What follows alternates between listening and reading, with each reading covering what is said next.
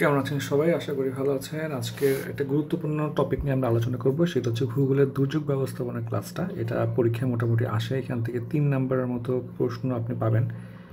3 number কিন্তু প্রচুর number, 2 থেকে 3 নাম্বার। ভূগোলে আছেই 10 নাম্বার। এছাড়া এটা জিকেতেও চলে আসে। মানে এই দুর্যোগ ব্যাপারটা আসলে শুধু ভূগোলের উপর না, এটা আসলে জিকের জন্য ইম্পর্ট্যান্ট। সো আমরা মনোযোগ দিব। আজকে অনেকগুলো কোশ্চেন আমরা পড়বো। এই কোশ্চেনের মধ্যে থেকে আপনি 2 বা 3 পাবেন ইনশাল্লাহ। আসেন পড়া শুরু করি। প্রথম প্রশ্ন দেখি আমরা, এটা হচ্ছে আপনার নিচের কোনটি আপদের প্রত্যক্ষ প্রভাব? হ্যাজার্ডের প্রত্যক্ষ প্রভাব হচ্ছে আপনার প্রভাব হচ্ছে পরিবেশগত, মানে অর্থনৈতিক প্রভাবটা হচ্ছে আপনার পরে, কিন্তু এটাতে টাইম লাগে, বা সামাজিক প্রভাবটা অনেক টাইম কনজিউমিং, অবকাঠামো সেম, কিন্তু পরিবেশটা হুট করে চেঞ্জ হয়ে যায়, সেই জন্য এটা হচ্ছে প্রত্যক্ষ প্রভাব। নিম্নে কোন আপদটি পৃথিবীতে মানুষের মৃত্যুর প্রধান কারণ? পৃথিবীতে সবচেয়ে বেশি মানুষ মারা যায় বায়ু দূষণের কারণে। সো বায়ু দূষণটা সবচেয়ে গুরুত্বপূর্ণ। বাংলাদেশের বেশিরভাগ মানুষ মারা যায় বায়ু দূষণের কারণে। যাই হোক, এরপর দেখি আমরা 2004 সালে সুনামির ঢেউয়ের গতি ছিল ঘন্টায় কত কিলোমিটার? দেখেন 700 থেকে 800 কিলোমিটার। এটা 36 বিসিএসে আসছে। এটা রিপিটেড কোশ্চেন, কিন্তু রিপিট হয়ে আসে। তাহলে দেখেন যে সুনামিটা হয় সুমাত্রায়, সেটার গতিবেগ ছিল 700 থেকে 800 কিলোমিটার। এছাড়া আকাশে বিজলি চমকায় কেন বা বিদ্যুৎ চমকায় কেন? কারণ হচ্ছে মেঘের মধ্যে অসংখ্য পানি ও বরফ কণার মধ্যে চার্জ সঞ্চিত হলে। এটা আপনার রিটার্নেও আসে। যখন আপনি ম্যাগগুলো হচ্ছে ফর্ম হয়, তখন হচ্ছে ম্যাগের কণার মধ্যে আপনার প্লাস মাইনাস কী থাকে, আপনার চার্জ সঞ্চিত থাকে। যখন একটা আরেকটা কাছে আসে, তখনই হচ্ছে এটা কি হয়, আকর্ষণ করে কাছে আসে, তখন গরম হয়ে যায়।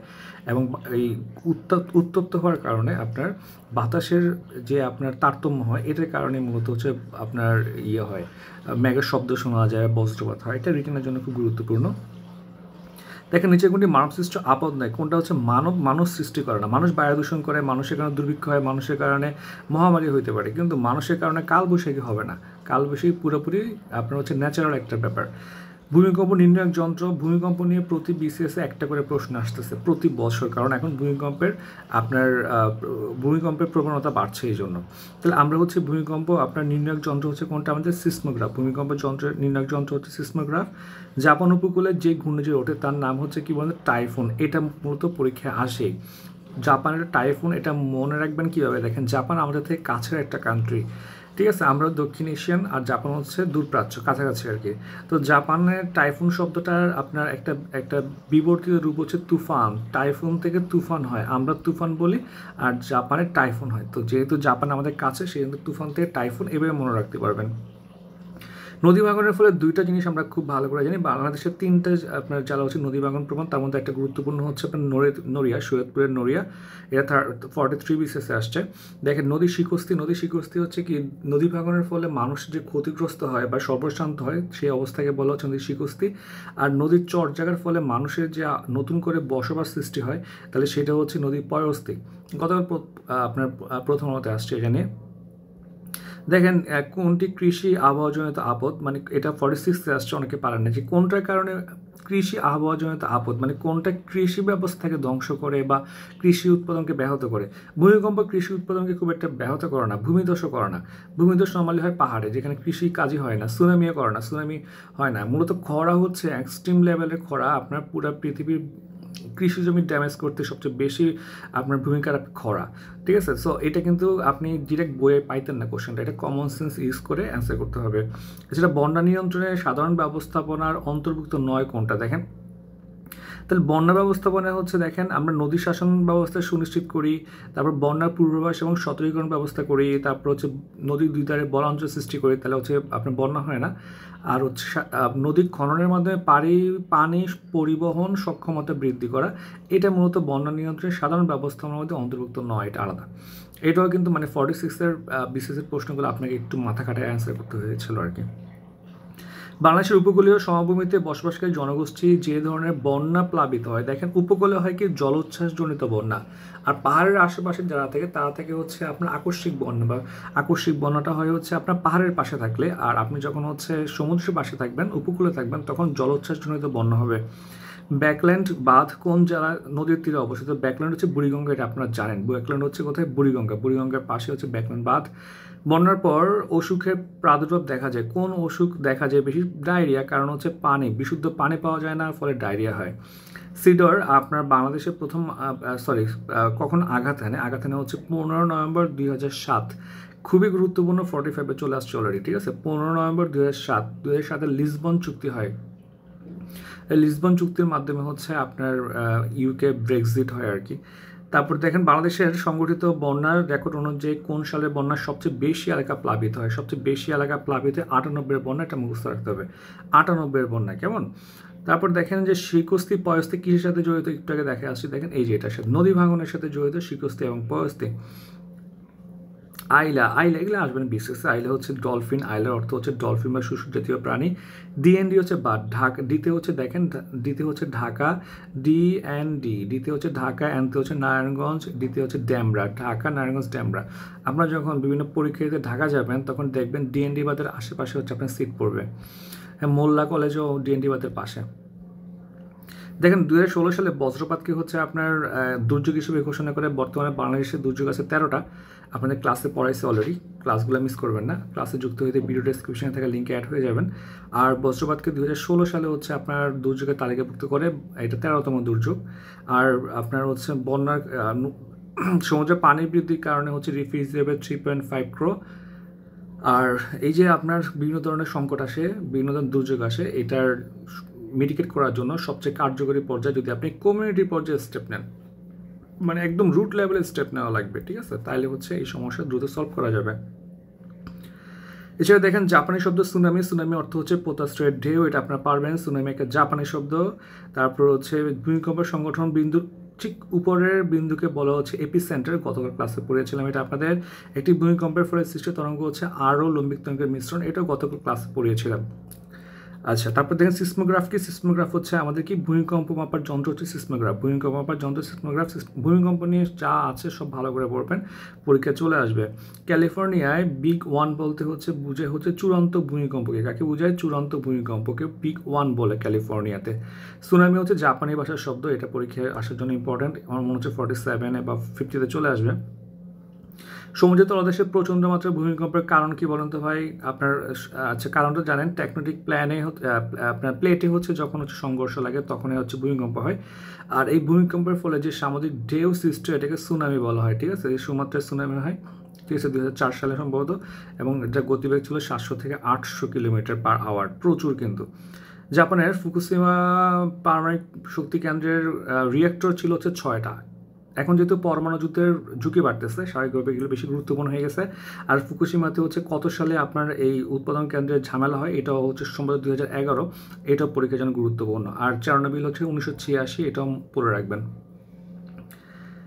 কোনটি সুপ্ত আগ্নেয়গিরি? সুপ্ত আগ্নেয়গিরি হচ্ছে ফুজিয়ামা হচ্ছে জাপানের সুপ্ত আগ্নেয়গিরি। পৃথিবীর উচ্চতম জীবন্ত আগ্নেয়গিরি হচ্ছে কোটোপ্যাক্সি, ঠিক আছে, কোটোপ্যাক্সি, এটা পরীক্ষা আসবে। সাগরে গর্ভের নিকট লাভা স্থলীভূত হয়ে হাওয়াই দ্বীপপুঞ্জ উৎপত্তি লাভ করেছে, এটা ইউএসএতে হাওয়াই দ্বীপপুঞ্জ। বাংলাদেশের কোন অঞ্চল বেশি খরা হয়? বাংলাদেশে বেশি খরা হয় উত্তরবঙ্গে। উত্তরবঙ্গ হচ্ছে বাংলাদেশের উত্তর পশ্চিমে, তাহলে এটা উত্তর হবে কি? উত্তর পশ্চিম অঞ্চলে। পূর্ব সতর্কতা ছাড়াই কোন দুর্যোগ সংঘটিত হয়? ভূমিকম্প। ভূমিকম্পের আগে কিন্তু কোনো ধরনের সতর্কতা দেখা যায় না। মেঘ হলে হচ্ছে মেঘ জমলে বৃষ্টি হবে, কিংবা বন্যার পানি আস্তে আস্তে বাড়ে, কিন্তু ভূমিকম্প হুট করে হয়ে যায়। বন্যারও কিন্তু পূর্বাভাস দেওয়া যায়, ঠিক আছে। দেখেন কোন জলজ আবহাওয়াজনিত দুর্যোগ নয়? কোনটি জলজ আবহাওয়াজনিত দুর্যোগ নয়? সেটা হচ্ছে হাইড্রোমেট্রোলজিক্যাল দুর্যোগ নয়, সেটা হচ্ছে আপনার কি? আপনার ভূমিকম্প। সুনামির কারণ হচ্ছে সমুদ্রের তলদেশে ভূকম্পন। সমুদ্রের তলদেশে যখন ভূকম্পন হবে তখন সুনামি হবে।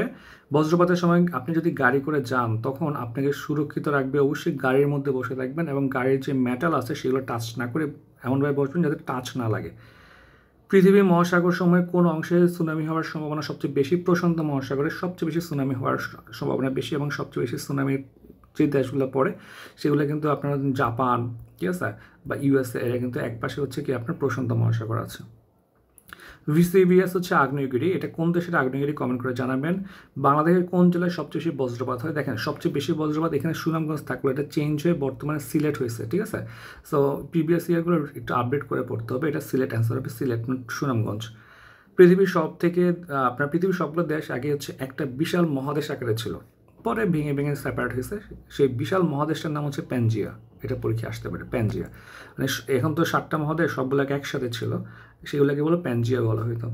জাপানের ফুজিয়ামা হচ্ছে কোন ধরনের আগ্নেয়গিরি? পড়ে আসছে একটু আগে, ঘুমন্ত বা সুপ্ত আগ্নেয়গিরি। কেমন?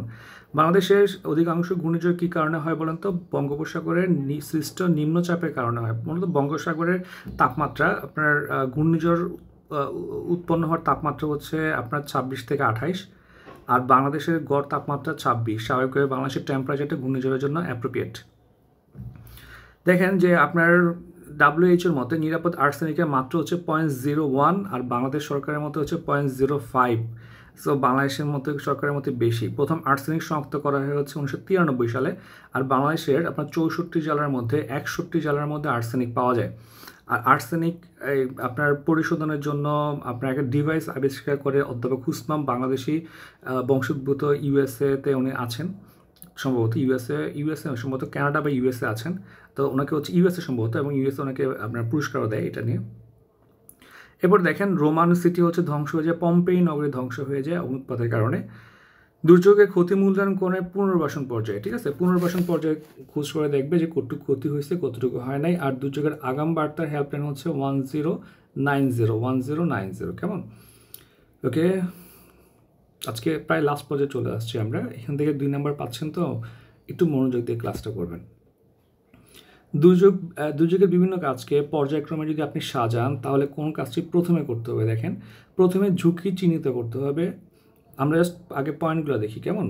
আপনি যখন পয়েন্টগুলো দেখবেন, তখন আপনি দেখবেন যে পুনর্বাসন শুরুতে কেমনে করবেন? পুনর্বাসন করবেন ঝামেলা হয়ে যাওয়ার পরে। দুর্যোগ প্রস্তুতি, দুর্যোগ প্রশমন, এগুলো করবেন ঝুঁকি হওয়ার আগে। ধরেন এই আপনার জায়গাটা হচ্ছে ভূমিকম্প দুর্যোগের জন্য বেশি দুর্যোগ প্রবণ। এখন প্রস্তুতি যদি নেন আগুন লাগার, তাহলে তো হইল না ব্যাপারটা। তাহলে আগে আপনার কী করা লাগবে? দুর্যোগ চিহ্নিত করতে হবে, এরপর হচ্ছে দুর্যোগ প্রশমনের ট্রাই করা লাগবে, প্রস্তুতি নেওয়া লাগবে, এবং সর্বশেষ হচ্ছে কি আমার পুনর্বাসন করা লাগবে। এটাও করি আমরা পরে, দুর্যোগ ঘটে যাওয়ার পরে। তাহলে কোন পর্যায়ে দুর্যোগের ক্ষতি মূল্যায়ন করা হয়? পুনর্বাসন পর্যায়ে। যখন আপনি পুনর্বাসনে যাবেন, তখন হচ্ছে এক্স্যাক্টলি বোঝা যায় যে কতটুকু ক্ষতি হয়েছে।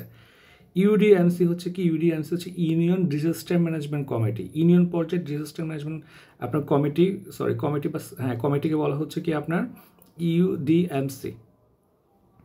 দেখেন, দুর্যোগ ব্যবস্থাপনার ক্ষেত্রে কোন পর্যায়ে ব্যবস্থা গ্রহণ করা সবচেয়ে ফলপ্রসূ হবে? সেটা হচ্ছে কমিউনিটি পর্যায়ে, মানে একদম রুট লেভেলে। আপনি যত রুটে যাবেন তত বেশি অ্যাপ্রোপ্রিয়েট ডিসিশন নিতে পারবেন আপনি। বাংলাদেশের বৃহত্তম সেচ প্রকল্প তিস্তা সেচ প্রকল্প। তিস্তা মহাপরিকল্পনা ইম্পর্টেন্ট। তিস্তা হচ্ছে 315 কিলোমিটার, এর মধ্যে 200 কিলোমিটার পড়ছে হচ্ছে ইন্ডিয়াতে, 115 কিলোমিটার পড়ছে হচ্ছে বাংলাদেশে। বর্তমানে 115 কিলোমিটার নিয়ে চীনের সাথে হচ্ছে আমরা একটা প্রকল্পে যাচ্ছি। এটা হচ্ছে কি আপনাদের, এটা হচ্ছে আমাদের মহাপ্রকল্প, হ্যাঁ, তিস্তা মহাপ্রকল্প। তিস্তা কিন্তু 45 ব্রিটেনের প্রায় 20 নম্বরের প্রশ্ন আসছে এখান থেকে, এটা খুবই গুরুত্বপূর্ণ। দেখেন যে আপনার তিস্তা বাঁধ হচ্ছে কোন জেলায় অবস্থিত? লালমনিরহাটে অবস্থিত। উত্তরবঙ্গের ভাই, খুলনা তো দক্ষিণে, পাবনা কেন হয়? পাবনা তো ঠিক মাঝামাঝিতে, ঠিক আছে। অর্থাৎ হচ্ছে আপনি ঈশ্বরদী, পাবনা পাশাপাশি, কুষ্টিয়া এখানে, এটা একটা বর্ডার লাইনে আছে লালমনিরহাট, সেটা অ্যান্সার হবে। ম্যাপটা দেখলে এগুলো আসলে কোনো ইস্যুই না। এফসিডিএ প্রকল্পের উদ্দেশ্য হচ্ছে দেখেন বন্যা নিয়ন্ত্রণ, পানি সেচ, এছাড়া পানি নিষ্কাশন সবগুলাই। জমির লবণাক্ততা নিয়ন্ত্রণ করা যে পানি সেচের মাধ্যমে, আপনি চাইলে কী করতে পারেন? জমির লবণাক্ততা কমাইতে পারেন, ঠিক আছে। এছাড়া সবুজ সার দেওয়া যায়, তারপরে হচ্ছে আপনার এর পাশাপাশি হচ্ছে লবণ তুলে ফেলা যায়। আর অনেকগুলো প্রজেক্ট আছে, তার মধ্যে পানি সেচটা হচ্ছে সবচেয়ে গুরুত্বপূর্ণ। সার্ক দুর্যোগ ব্যবস্থাপনা বর্তমানে হচ্ছে কেন্দ্র হচ্ছে গুজরাটে অবস্থিত। এছাড়া দুর্যোগ ব্যবস্থাপনা চক্রে কোন স্তরটা বেশি ব্যয়বহুল? দীর্ঘস্থায়ী দুর্যোগ প্রশমন। দীর্ঘস্থায়ী আপনি যখনই কিছু করতে যাবেন, সেটা হচ্ছে সবচেয়ে বেশি কী থাকবে? আপনার ব্যয়বহুল থাকবে। তাহলে আপনি যদি শর্ট প্রিপারেশন নিতে চান ভূগোলের জন্য, প্রথমে এই ইয়ার কোশ্চেনগুলো একদম মোস্ট ইম্পর্টেন্স দিয়ে পড়বেন। এর পাশাপাশি আপনি ডিটেলসে যাওয়ার ট্রাই করবেন। তবে টাইম না থাকলে ভূগোলে এখন অনেক বেশি টাইম দিতে যাবেন না। এখানে 10 নম্বর, তো মোটামুটি ইয়ার কোশ্চেন পড়লে আপনি 6-7 পেয়ে যাবেন। একটু ভালো ব্রেন খাটাতে পারলে 7-8 পেয়ে যেতে পারেন। তো মোটামুটি পড়েন আর কি। এখন সবাইকে অসংখ্য ধন্যবাদ।